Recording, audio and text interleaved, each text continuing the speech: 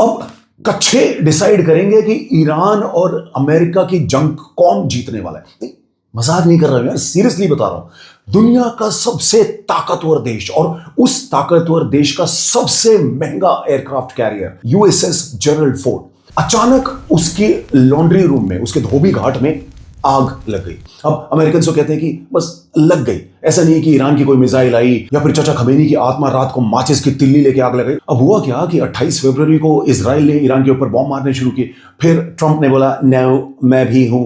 5 मार्च को अमेरिका ने USS Gerald Ford को सुएज नदी क्रॉस करवाई और रेड सी के अंदर डिप्लॉय करके, लेकिन उसके एक हफ्ते के अंदर अचानक एक मिस्टीरियस सी आग जहाज के अंदर लग गई। लेकिन इस सारे इंसिडेंट में अमेरिका को जो सबसे ज्यादा चीज सता रही है वो ये है कि यार कच्छे कैसे धुलेंगे।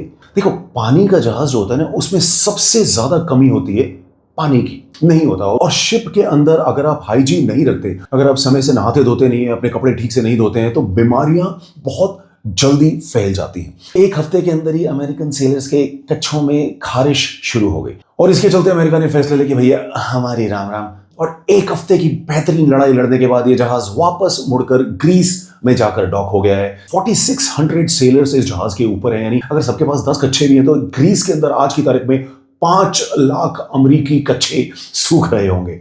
और इस छोटे से एक इंसिडेंट की वजह से अमेरिका की सबसे बड़ी कमजोरी सामने आ गई है। देखिए, अमेरिका की सबसे बड़ी ताकत है उसकी नेवी, लेकिन नेवी हमेशा पानी में नहीं रह सकती, उसको लैंड पे, पोर्ट पे आना ही पड़ता है। अगर उसे रिफ्यूल करना होता है, खाने पीने का सामान लेना होता है, आर्म्स एम्यूनिशन लेने होते हैं, और अगर दुश्मन से लड़ने के लिए उसको अपने सोल्जर्स जमीन पर उतारने पड़ते हैं। इन सारी चीजों के लिए आपको मिडिल ईस्ट के किसी पोर्ट पर आना ही पड़ेगा। जब तक आप नहीं आते, आप ईरान को हरा नहीं सकते, और अगर आप आते हैं तो ईरान को एग्जैक्टली पता है कि आप कहां पर आए हैं, और आपका स्वागत करने के लिए उनकी मिसाइल्स वहीं पर मिलेगी। नहीं, मुद्दे से भटकने का नहीं। हे, मेरे पास तो धोने के लिए पानी है, तेरे पास क्या है?